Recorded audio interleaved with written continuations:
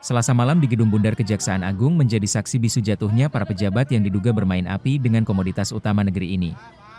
11 orang tersangka resmi digelandang ke mobil tahanan, lengkap dengan rompi pink dan pengawalan ketat aparat.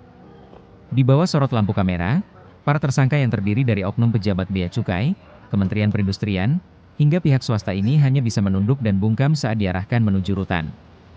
Penetapan tersangka ini merupakan puncak dari penyelidikan panjang terkait dugaan korupsi manipulasi ekspor crude palm oil atau CPO yang terjadi sepanjang tahun 2022 hingga 2024. Nama-nama besar ikut terseret, termasuk FJR, mantan Direktur Teknis Kepabeanan yang kini menjabat sebagai Kepala Kantor Bea Cukai untuk wilayah Bali, NTB, dan NTT, serta LHB yang menduduki posisi strategis di Direktorat Industri Hasil Hutan Kemenperin. Modus yang dijalankan tergolong sangat rapi namun merugikan negara secara masif.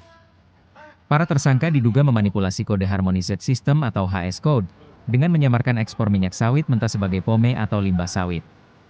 Strategi ini dilakukan dengan satu tujuan licik, menghindari kewajiban pembayaran pungutan ekspor.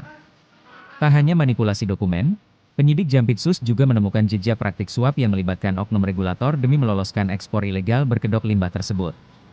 Penyidikan yang telah berjalan sejak Oktober 2022 ini akhirnya membuahkan hasil setelah serangkaian penggeledahan di berbagai lokasi strategis, mulai dari kantor pusat Bea Cukai hingga tempat penukaran uang. Kini, ke-11 tersangka harus mendekam di Rutan Salemba untuk 20 hari ke depan guna kepentingan penyidikan lebih lanjut.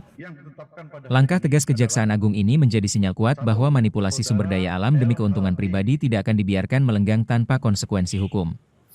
Selaku Kasubdit Industri Hasil Perkebunan Non-Pangan dan Fungsional Analisis Kebijakan dan Pembinaan Industri Alimat.